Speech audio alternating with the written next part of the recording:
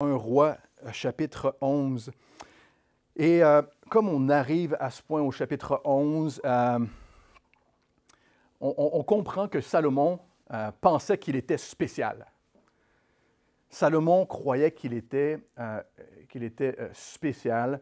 Et on a vu que le Saint-Esprit nous a rappelé, il va le répéter une troisième et une quatrième fois encore dans notre étude, Salomon a fait ce qui lui plaisait et non ce que Dieu lui demandait.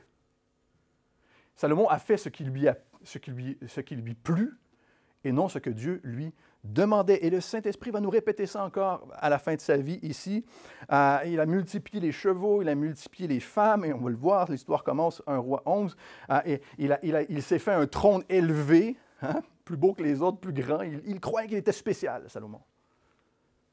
Et il pensait qu'il méritait le meilleur. Comme à Carrefour, quand on va à Carrefour, vous savez, c'est le slogan de Carrefour. On mérite tous le meilleur. Non, on ne mérite rien du tout. C'est le slogan de Carrefour. Je ne sais pas si vous avez déjà remarqué, là. C'est symptomatique, en tous les cas, on le voit chez Salomon, dans les dernières 20 années de sa vie, c'est symptomatique, et ou une conséquence d'être centré sur lui-même et d'être orgueilleux. Prions, Seigneur, on n'a aucune prétention, Seigneur. Tu es notre Dieu, tu es notre Sauveur, tu es notre Roi, on vient de le chanter. Et amène nos cœurs à cet endroit, Seigneur, où on te reconnaît toi et toi seul. On te reconnaît toi et toi seul. Et non seulement ça, Seigneur, c'est que dans ton peuple, Seigneur, tu n'as pas de chouchou. Nous sommes tous tes enfants. Et nous voulons te dire merci pour ça, Seigneur. Tu nous aimes chacun, Seigneur, chacun d'entre nous. Mais tu nous demandes, Seigneur, tu as un chemin, une direction à nous donner. Et parfois une direction de notre cœur, que notre cœur veut prendre une direction. On veut faire ce qui nous plaît, Seigneur. Mais toi, tu as des choses sur nos cœurs. Par ta parole, Seigneur. Pas par mes sentiments, pas par mon péché qui me conduit parfois, mais par ta parole. Et on te prie ce matin que ta parole puisse se révéler encore à nos cœurs. En ton nom, Jésus. Amen. Le roi Salomon aima beaucoup de femmes étrangères. 1 Roi, chapitre 11, verset 1. Il aima beaucoup de femmes étrangères. Outre la fille de Pharaon, la première qu'il a épousée, on a vu au début de son règne, des Moabites, des Ammonites, des Édomites, des Sidoniennes, des Étiennes, appartenant aux nations dont l'Éternel avait dit aux enfants d'Israël, « Vous n'irez point chez elles, et elles ne viendront point chez vous. » Elles tourneraient certainement vos cœurs du côté de leur Dieu. Le Seigneur nous commande dans sa parole, et encore aujourd'hui, de ne pas prendre pour époux ou épouse lorsque nous sommes chrétiens, chrétiennes, quelqu'un quelqu'un qui est chrétien, chrétienne, qui aime le Seigneur Jésus, ça veut dire quoi? C'est que Jésus règne sur ton cœur. Ne pas prendre pour chrétien, pour époux, épouse, quelqu'un qui n'aime pas le Seigneur. Et c'est ça, ces nations, ces peuples, ces femmes étrangères dont Dieu nous parle ici à Salomon, ce sont ces femmes qui n'aiment pas le Seigneur, ou qui ont le cœur, on va le voir, c'est ce qui se produit avec Salomon, qui ont le cœur partagé. Jésus doit régner sur notre cœur. J'espère que vous êtes d'accord avec ça ce matin. Et ça même lorsque nous sommes chrétiens. Salomon connaît l'Éternel. Mais à ce moment-ci, est-ce que le Seigneur règne sur son cœur? Parfois, autre chose règne sur notre cœur, autre que Jésus. Salomon avait la foi. Et il a laissé quelque chose d'autre régner sur son cœur. Vous savez, frères et sœurs, le mariage lui-même peut être une idole. Nos enfants peuvent être une idole. Ce fut à ces nations que s'attacha Salomon, écoutez ceci, entraîné par l'amour. Entraîné par l'amour. Qu'est-ce que l'amour selon vous? Est-ce que vous savez ce que c'est que l'amour? Qu'est-ce que l'amour selon vous? Selon le monde, tout faire pour plaire à votre époux ou à votre épouse. Ça ressemble à ça. L'amour selon le monde, c'est de tout faire pour plaire à l'autre. Vous savez, il y a 3 solutions dans la vie. Soit on veut se plaire à soi, soit on veut plaire aux autres, ou soit on veut plaire à Dieu. C'est un des trois. On peut être égoïste, hein, se plaire à soi, orgueilleux, ou être centré sur Dieu, réellement centré sur Dieu. Et ce que ça veut dire, c'est que le Seigneur doit régner sur son cœur. C'est l'un ou l'autre. La parole nous dit que nous cherchons à plaire au Seigneur et au Seigneur seulement. À plaire au Seigneur seulement. Lorsque tu veux te marier, tu veux trouver quelqu'un qui cherche à plaire au Seigneur seulement. C'est ce que la parole nous encourage, évidemment. Et c'est ce que c'est qu'être chrétien ou chrétienne. Les égoïstes comprennent ça très, très mal. Hein? C'est moi, tout le temps. Donc, c'est difficile. Toujours dans un défi parfois. Chapitre 11, verset 3. Il eut 700 princesses pour femmes et 300 concubines. Vous savez, dans la vie, les hommes de pouvoir, souvent, accumulent les choses. C'est assez facile à voir dans l'histoire, mais le même cœur peut se produire. Hein? Soit qu'on peut les accumuler ou les enchaîner. Des fois aussi, ça se produit. Mais ici, Salomon a accumulé les femmes et ces femmes détournèrent son cœur. À l'époque de la vieillesse de Salomon, ces femmes inclinèrent son cœur vers d'autres dieux. Et voici ce qui est problématique pour Salomon, et son cœur ne fut point tout entier à l'Éternel. Préoccupé par l'amour. Son Dieu, comme l'avait été le cœur de David, son père. Il n'a même pas fait comme son père lui a fait. Il n'a pas suivi l'exemple d'eux.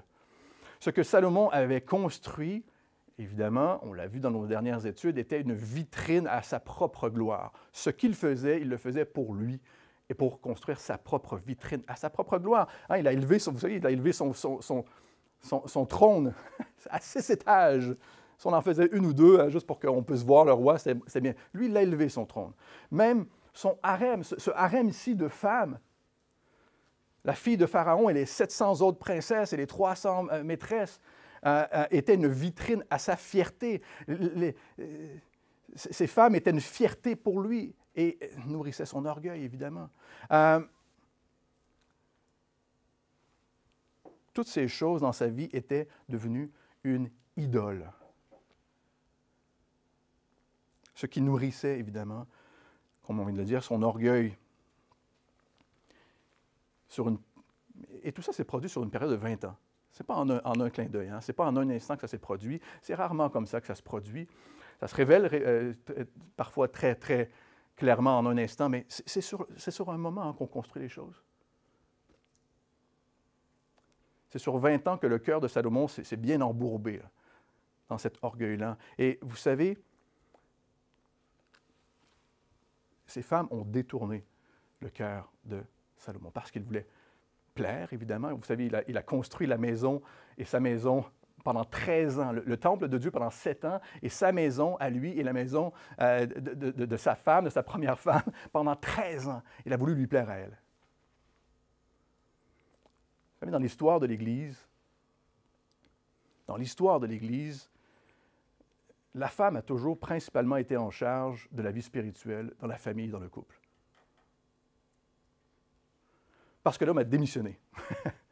Et aussi bête que ça puisse le paraître, aussi bêtement, c'est parce qu'il ne voulait pas se disputer avec sa femme. L'homme, dans l'histoire de l'Église, ne voulait pas. Il a dit, OK, je te laisse ça, c'est un autre sujet de conflit.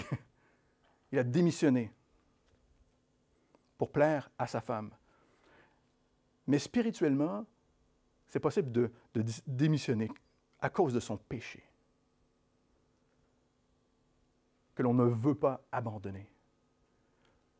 À maintes et maintes reprises, Dieu a dit à Salomon, vous vous souviendrez, hein, au début, qu'est-ce que David lui a dit au début? Sois un homme, connais la parole de Dieu, suis l'Éternel, marche selon ce que lui te dit, et non selon ton cœur. Et il lui a répété tout au long de sa vie. On veut plaire à Dieu, les amis, et à Dieu seul. Faire ce que Dieu veut pour nous. J'espère que vous le croyez ce matin. Au verset 5, Salomon alla Salomon alla, il alla loin, hein, évidemment, il est allé loin, Salomon. Il est allé loin, Salomon. Vous savez, certains d'entre nous ont pris un détour comme ça. On est allé loin pendant longtemps ou même pendant un moment. On a pris un détour comme ça dans la vie parfois. Mais lui, il est allé même jusque après les Astartés, divinité des Sidoniens, après Milcom, l'abomination des Ammonites. Et Salomon fit ce qui était mal aux yeux de l'Éternel. Pourquoi? Parce qu'il traînait son péché. Il ne suivit point pleinement, écoutez, regardez, il ne suivit point pleinement l'Éternel. Son cœur était partagé, comme David, son père. Alors, Salomon, qui a le cœur partagé, bâtit sur la montagne, écoutez ceci, qui est en face de Jérusalem, au lieu, un autel, un haut lieu, pour Kémosh, l'abomination de Moab, et pour Moloch, l'abomination des fils d'Ammon, au verset 8. Et il fit ainsi pour toutes ces femmes étrangères qui offraient des parfums et des sacrifices à leur Dieu. Qu'est-ce qu'on ne ferait pas par amour? C'est ça, hein? Qu'est-ce qu'on ne ferait pas par amour? Dieu l'a utilisé pour construire le temple de Dieu, frères et sœurs. Le temple du Dieu Tout-Puissant, sur le mont Morée, qui est face, qui est juste à vue d'œil de là où il construit, sur le mont des Olives, de l'autre côté, un autel pour ses femmes. Salomon a vu la gloire de Dieu. Salomon va tout de même construire des idoles de l'autre côté de la vallée, juste à côté, à vue d'œil, sur le mont de l'Olivier. Hein, c'est comme un gros pied de nez au Seigneur. Là. Moi, je fais ce que je veux. L'orgueil nous pousse loin, frères et sœurs. Après tout ce que le Seigneur a fait pour lui, après tout ce que Dieu lui a permis d'expérimenter, juste parce qu'il voulait plaire à ses femmes, nourrir sa propre chair, son ego. Et à ce point-ci, on va le voir, c'est notre prochaine étude, le royaume va se diviser à cause de cet orgueil.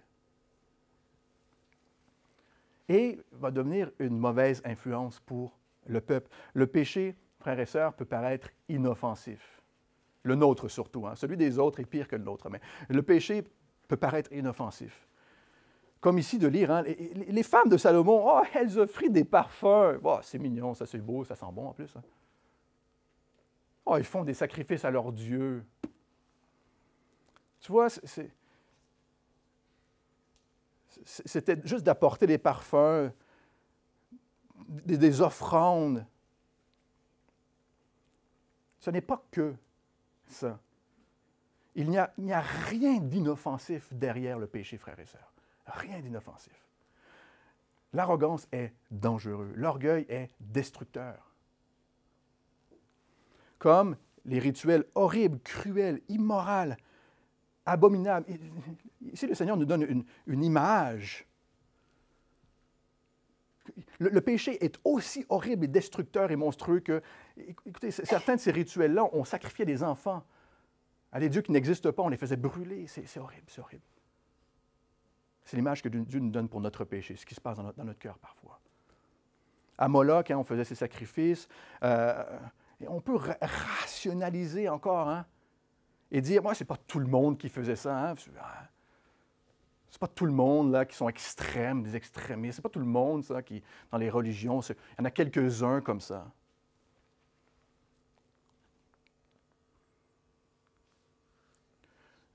On peut rationaliser avec le péché, mais il mène à notre perte, à coup sûr. Il ne construit rien.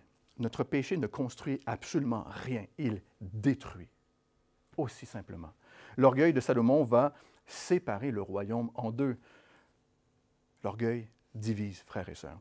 J'aimerais vous dire que je n'ai pas vu ça des dizaines de fois dans les églises. Et c'est faux. Mais malheureusement, l'entêtement provoque ces choses-là. Salomon avait pris sa fierté dans ce qu'il faisait. Il montrait hein, ses constructions, ses temples, sa maison. Il faisait ce qui lui plaisait et non ce que Dieu lui demandait. On le voit, il va le répéter. Hein? Il faisait les bons holocaustes, on a vu. Il faisait les bonnes choses, lui. Les sacrifices, les rituels qui étaient demandés. Il connaissait ces choses-là. Hein? On dirait aujourd'hui, on connaît le langage de l'Église. On l'a vu, un roi a commencé comme ça. Il connaissait le langage de. Il connaissait les commandements de Dieu, mais il traînait son péché. Psaume chapitre 51, tournez avec moi. Psaume chapitre 51 nous dit ceci. Psaume chapitre 51, verset 18 nous dit ceci. David dit, « Si tu avais voulu, Seigneur, des sacrifices, je t'en aurais fait, mais tu ne prends point plaisir aux holocaustes. Les sacrifices qui sont agréables à Dieu, c'est un cœur brisé. Ô Dieu, tu ne dédaignes pas un cœur brisé et contrit. » L'humilité, frères et sœurs. L'humilité. Reconnaître son propre péché, son besoin de Dieu. Le Seigneur avertit Salomon encore et encore. Qu'est-ce qu'il a construit, Salomon, pendant 20 ans pour en arriver là? Qu'est-ce qu'il a construit? Où est allé son cœur? Où est allé son cœur? L'homme le plus sage qui ait vécu sur la planète, où était son cœur? Vous savez, il ne s'est pas détourné du jour au lendemain. Un autre pasteur disait, la manière dont on s'éloigne du Seigneur est que l'on, justement, rationalise avec le péché. On le justifie, on justifie notre péché. On s'entête. On le banalise, évidemment, jour après jour. Au verset 9, « L'Éternel fut irrité, un roi, chapitre 11, fut irrité contre Salomon, parce qu'il avait détourné son cœur de l'Éternel, le Dieu d'Israël, qui lui était apparu 2 fois. Il a vu la gloire de Dieu. Il a eu sa main sur lui. C'était le nom que Nathan lui avait donné à Jédidaïa, aimé de l'Éternel. Il était précieux. Il était choisi de Dieu. Vous êtes choisi de Dieu. Et ici, le Saint-Esprit nous rappelle, le Dieu d'Israël lui est apparu 2 fois. Le Seigneur est apparu 2 fois à Salomon. Pourquoi? Vous vous souvenez? Pour lui rappeler la même chose, qu'il lui rappelle encore ici. Obéis. Obéis. Marche, observe ma parole. Détourne-toi de ton péché, sois un homme. Ce n'est pas l'expérience ou les expériences, frères et sœurs, qui te rend saint ou qui te bénit. Toujours impressionné avec des gens qui disent « Ah, moi j'ai eu des visions, j'ai eu ci, j'ai fait ça, j'ai vu des miracles. » Ce n'est pas les expériences qui vous rendent saint ou sainte et qui vous bénit. C'est l'obéissance, frères et sœurs. Obéir à Dieu. L'obéissance. Mais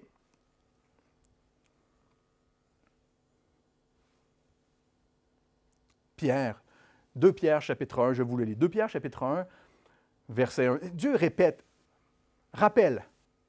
On va comprendre un peu pourquoi Dieu doit lui apparaître. Hein? Parce que Salomon n'écoute personne en quelque sorte. 2 Pierre chapitre 1, verset 19 nous dit, « Je prendrai soin, hein, 2 Pierre l'apôtre dit, « Je prendrai soin de vous rappeler ces choses. Je vous tiendrai en éveil par des avertissements. » C'est le travail pastoral, c'est le travail de l'apôtre, c'est le travail de la parole de Dieu. Par des avertissements. C'est pour ça que Dieu nous répète constamment ces choses-là. Le Seigneur confronte Salomon. 2 Pierre chapitre 1 encore, hein, termine en disant « Prêtez attention à l'Écriture. » Prêtez attention à l'Écriture. Le Seigneur confronte Salomon avec ceci. Et le Seigneur se met en colère contre lui. Son cœur s'était détourné du Seigneur de cette manière. Et c'est aussi dangereux pour Salomon que ça l'est pour nous aujourd'hui, frères et sœurs. Dieu l'a mis en garde encore et encore. Le Seigneur l'avertit pendant longtemps. On sert un Dieu patient, frères et sœurs. J'espère que vous le croyez. Ça ne veut pas dire qu'on est obligé de tester la patience de Dieu. Ce n'est pas le but. Le Seigneur l'a averti encore et encore. Il lui a dit, tu as une faiblesse dans ta vie. Prends-y garde. Prends-y garde. Mais il ne le fait pas et il s'est entêté davantage, enorgueilli, centré sur lui. Salomon pensait qu'il était spécial. Vous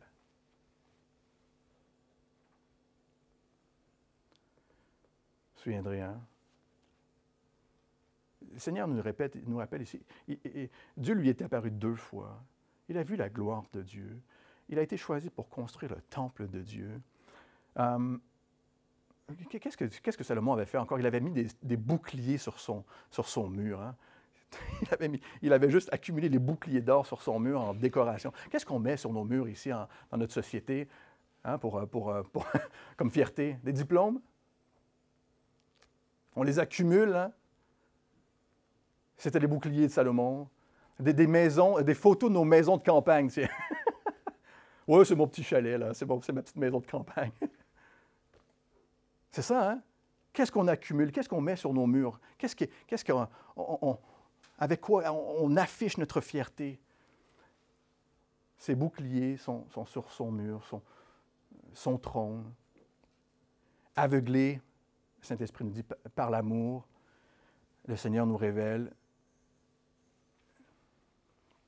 On élève des choses, frères et sœurs, dans nos vies à la place du Seigneur. Même lorsqu'on est chrétien et chrétienne. Verset 10, le Seigneur, il lui avait à cet égard défendu d'aller après d'autres dieux. Pas juste après d'autres femmes, après d'autres dieux, d'élever des idoles dans sa vie. Mais Salomon n'observa point les ordres de l'Éternel.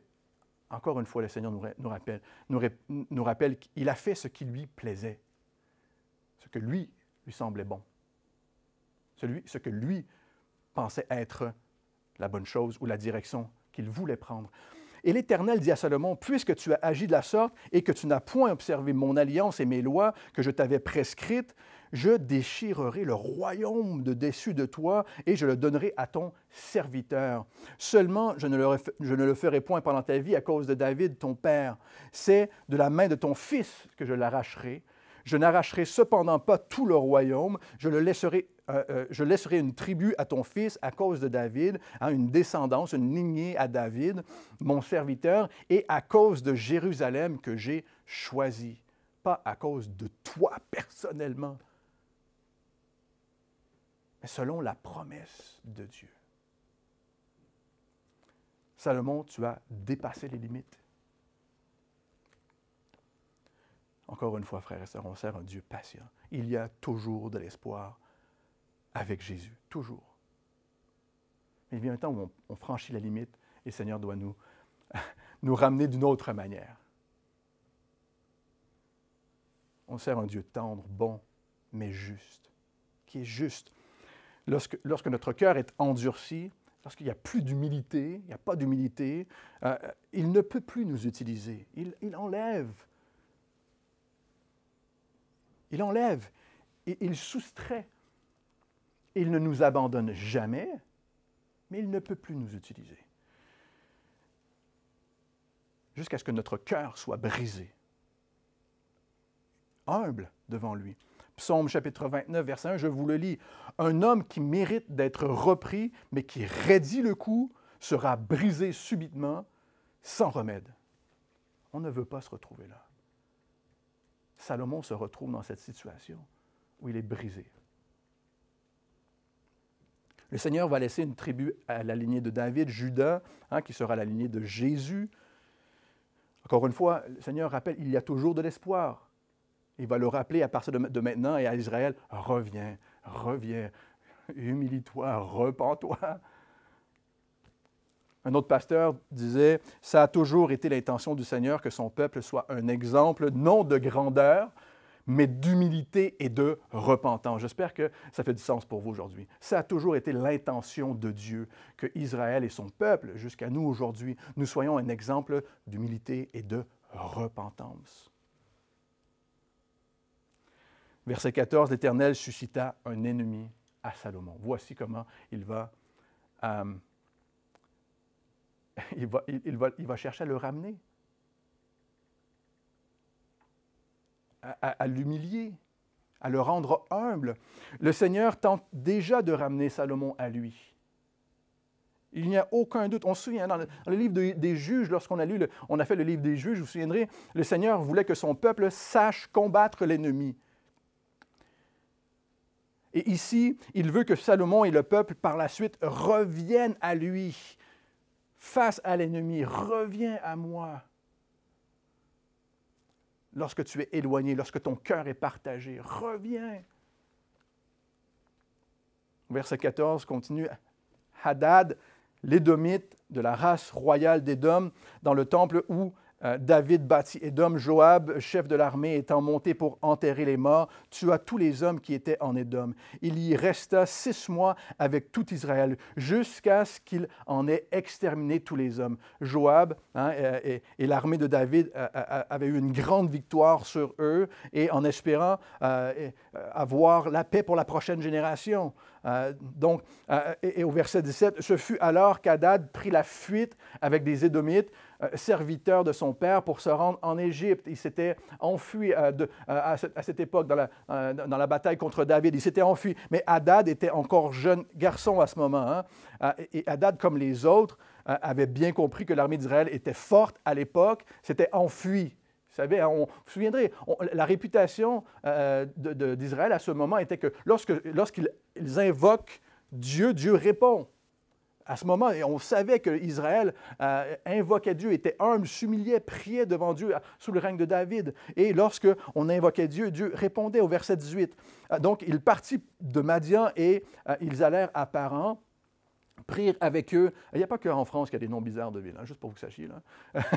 Il y a des noms très étranges parfois lorsqu'on se balade. Mais ici, et donc ils partirent à Paran, prirent avec eux des hommes de Paran et arrivèrent en Égypte auprès de Pharaon, roi d'Égypte. Pharaon donna une maison à Hadad, qui va devenir ici l'ennemi de Salomon, pourvu à sa subsistance, et lui accorda des terres. Hadad trouva grâce aux yeux de Pharaon, à tel point que Pharaon lui donna pour femme la sœur de sa femme. La sœur de la reine Tchapénès, presque. La sœur, au verset 20, la sœur de Tchapénès lui enfanta son fils Genubat. Tchapénès le sevra dans la maison de Pharaon. Donc, ils ont grandi, les deux familles ont grandi ensemble, parce que Salomon a donné la sœur de sa femme. Donc, ils ont grandi dans la maison de Pharaon, au milieu des enfants de Pharaon. Donc, les deux familles sont proches. La famille de Pharaon et puis celle de Hadad. Au verset 21, lorsque Hadad apprit en Égypte que David était couché, était mort avec ses pères, et que Joab, chef de l'armée, était mort, il dit à Pharaon, « Laisse-moi aller dans mon pays. » Et Pharaon lui dit, « Que te manque-t-il auprès de moi pour que tu désires aller dans ton pays? » Il répondit, « Rien. Mais laisse-moi partir. Nous, on sait ce qui se passe. Dieu vient de nous le dire, ce qui se passe. Qu'est-ce qui se passe dans le cœur de Hadad ici? On connaît le motif. L'Éternel suscita un ennemi à Salomon. On connaît le motif ici. Au verset 23, Dieu suscita un autre ennemi à Salomon. Raison, fils d'Eliada, qui s'était enfui de chez son maître à Hadadézer, roi de Tsoba, et il avait rassemblé des gens auprès de lui, et il était chef de bande. Lorsque David massacra les troupes de son maître, ils allèrent à Damas, et ils s'y établirent, et il régnait à Damas. Il fut un des ennemis d'Israël pendant toute la vie de Salomon, donc un ennemi qui existait déjà, mais que Salomon avait, sur qui il avait la main. Son royaume était plus fort, et en même temps qu'Hadad lui faisait du mal. Et il avait Israël en aversion, il régna sur la Syrie. On comprend très bien ici qu'on voit que les conflits qui perdurent jusqu'à aujourd'hui, depuis des milliers d'années, remontent à ce temps. Et la réponse, frères et sœurs, encore aujourd'hui à ces conflits, est l'espérance qu'il y a en Jésus et en Jésus seul. dans la lignée de David. C'est le seul espoir pour la planète. Le seul espoir pour les nations, c'est Jésus. Jéroboam, verset 26, on continue. Jéroboam, aussi serviteur de Salomon, leva la main contre le roi, et il était fils de Nébat, Éphratien, et Tsébréda, je pense. Et il avait pour mère une veuve nommée Tseruah.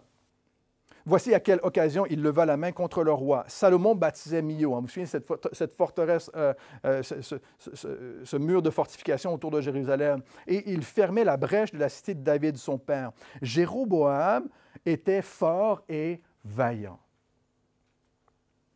Et Salomon, ayant vu ce jeune homme à l'œuvre, lui donna la surveillance de tous les gens de corvée de la maison de Joseph. La maison de Joseph, Éphraïm et Manassé. Donc, il lui donne une position importante à Jéroboam. Donc, Salomon donne une position importante dans sa maison. Dans ce temps-là, Jéroboam, on continue au verset 29, Jéroboam, étant sorti de Jérusalem, fut rencontré en chemin par le prophète, écoutez ceci, Achija, de Silo, revêtu d'un manteau neuf. Ils étaient tous deux seuls dans les champs. Donc, Jéroboam rencontre le prophète Achija. Il a un manteau neuf, ils sont tous seuls dans les champs. Achija saisit le manteau neuf qu'il avait sur lui. On pense qu'il était sur lui, soit sur Jéroboam, mais il le déchira en 12 morceaux. C'est un peu choquant. Tu rencontres quelqu'un, un prophète, il prend ton manteau, il le déchire. C'est à la française, on est un peu rude parfois. Hein? C'est oh là là. Pas très poli en tous les cas. Tu prends le manteau de quelqu'un et tu le déchires en 12 morceaux. Mais au moins, Achija a l'attention de Jéroboam, n'est-ce pas? C'est le but. Il attire son attention. Vous savez, le Seigneur attire souvent l'attention de manière étrange. Dans sa parole, il attire souvent l'attention de manière étrange. Et ça nous brusque parfois, surtout lorsqu'il parle de notre péché. Lorsqu'il veut nous parler et ou nous avertir. Nathan, vous vous souviendrez, avait fait ça avec David. Verset 31, et Achija dit à Jéroboam, « Prends pour toi 10 morceaux, car ainsi parle l'Éternel, le Dieu d'Israël. Voici, je vais arracher le royaume de la main de Salomon, et je te donnerai 10 tribus. Mais il aura une tribu à cause de mon serviteur David et à cause de Jérusalem, la ville que j'ai choisie. » L'espérance en Jésus-Christ, sur toutes les tribus d'Israël. Dieu a fait une promesse. Dieu a fait une promesse qu'il a tenue. De la lignée de David viendra le Sauveur. Luc chapitre 1, verset 32, je vous le lis.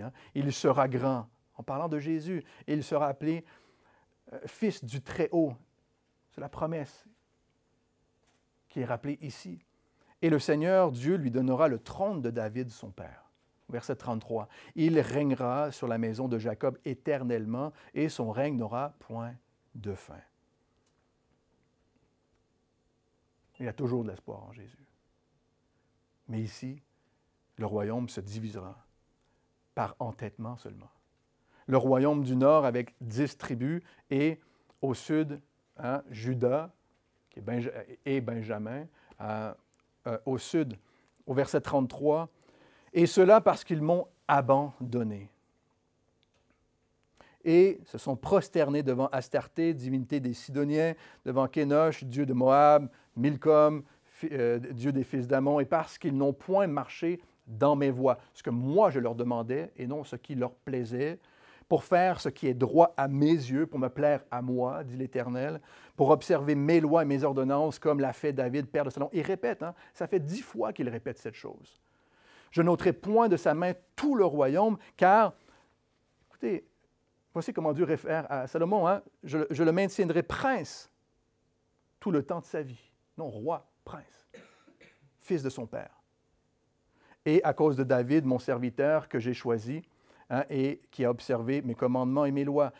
Le prophète Achija dit à Jéroboam, « Ce que ce produit est une mise en garde pour toi. » Dieu a déjà pris sa décision. Il dit à Jéroboam, Tu vas prendre sa place, mais voici, c'est la même mise en garde pour toi que Dieu a répété à Salomon toute sa vie. Mais c'est la même mise en garde pour toi. Mais Jéroboam, on va le voir, n'écoutera pas non plus. Salomon est jugé pour idolâtrie et à cause de sa désobéissance. Ça aurait pu être une seule chose, l'idolâtrie ou la désobéissance, mais ici, c'est les deux. Frères et sœurs, l'idolâtrie, je vous le répète, mais c'est d'avoir le cœur partagé entre le Seigneur et quelque chose d'autre. La désobéissance est de refuser d'écouter la chose que le Seigneur te demande de changer dans ta vie. C'est la désobéissance. Il te demande de changer des choses dans ta vie. La désobéissance, c'est de ne pas changer ces choses, de ne pas désirer, de ne pas le laisser œuvrer. C'est ça un cœur brisé. Le Seigneur veut changer des choses pour qu'il puisse continuer à nous utiliser. C'est plutôt facile d'accomplir des rituels. C'est même très facile d'accomplir des rituels. La bonne chose à faire. De penser que je suis une bonne personne. On entend ça dans le monde. Je suis une bonne personne parce que je fais la bonne chose et je n'ai jamais commis des crimes. On entend ça constamment. Je suis une bonne personne. À cause de ce que je fais ou ce que je ne fais pas. Mais c'est ce qui est dans ton cœur que le Seigneur veut changer. J'espère que vous le croyez ce matin. C'est ce qui est dans ton cœur que le Seigneur veut changer. Et ce que Dieu... Est-ce que Dieu a enlevé le royaume à David lorsque David a péché? Est-ce que Dieu lui a enlevé le royaume? Non, il dit qu'il est obéissant ici. Non, parce qu'il s'est repenti. Il s'est humilié devant Dieu. Et il a laissé Dieu accomplir un vrai changement dans sa vie. Au verset 35, on continue. « Mais j'ôterai le royaume de la main de son fils, et je t'en donnerai 10 tribus. Je laisserai une tribu à son fils, afin que David, mon serviteur, ait toujours une lampe devant moi à Jérusalem, la ville que j'ai choisie pour y mettre mon nom. Je te prendrai et tu régneras sur tout ce que ton âme désirera. » Il parle à Jéroboam. Hein? « Tu seras roi d'Israël, à condition, si tu obéis. » C'est conditionnel ici. Si Dieu t'utilise, c'est conditionnel. Si tu obéis à tout ce que je t'ordonnerai, si tu suis ma direction, si tu marches dans mes voies et si tu fais ce qui est droit à mes yeux, pas à tes yeux. Salomon a fait ce qui était bon aux yeux de ses femmes, à ses propres yeux. Si tu fais ce qui est bon à mes yeux, dit Dieu. Nous cherchons à plaire à Dieu et à plaire à Dieu seul. J'espère que c'est vraiment le désir de votre cœur aujourd'hui. En observant mes lois, mes commandements, comme l'a fait David, mon serviteur. C'était la parole que Salomon a reçue de David avant sa mort. Sois un homme obéi au Seigneur, marche dans ses voies. La parole de Dieu est la même pour David, pour Salomon, pour Jéroboam et pour nous aujourd'hui. Si tu obéis à ce que je t'ordonnerai, dit l'Éternel, je serai avec toi. Au verset 38, il continue. Je serai avec toi et je te bâtirai une maison stable, comme j'en ai bâti une pour David. Est-ce que vous voulez avoir une maison stable? Vraiment? Et je te donnerai Israël, j'humilierai par là. C'est ce que Dieu est en train de faire avec Salomon. Il humilie Israël et sa postérité. J'humilierai par là la postérité de David, mais ce ne sera pas pour toujours. Hébreux chapitre 12 nous dit, ne perds pas courage, lorsque je te reprends. Ne perds pas courage, car le Seigneur châtie celui qu'il aime. Salomon va faire ici comme ses frères avant lui. Il est à ce stade. Je me souviendrai de ses frères, et même avec Adonijah au début, ils ont écarté les bons prophètes. Il n'y a plus personne qui pouvait aucun prophète à ce point-ci. Il n'y a pas d'évidence ici dans la vie de Salomon qu'il a jamais fait appel à un prophète ou à un prêtre. Il s'est coupé de tout ça et a écouté sa propre voix et celle de ceux, évidemment, qui le flattent. Celle de ses femmes, en l'occurrence. Un commentaire disait « Dieu a choisi pour David des prophètes et des prêtres qui le conseillaient et le mettaient en garde et même qui le réprimandaient parfois. » Mais il semble que Salomon n'a laissé personne pour le réprimander ou l'avertir de faire attention à sa vie plutôt que de construire un empire pour lui-même. On dit souvent, hein, je travaillais fort pour écrire cette phrase, hein, pour la tourner si vous voulez, mais on dit souvent hein, que l'humilité est la clé du succès. Et l'humilité est la clé du succès. Frères et sœurs, l'humilité est le succès.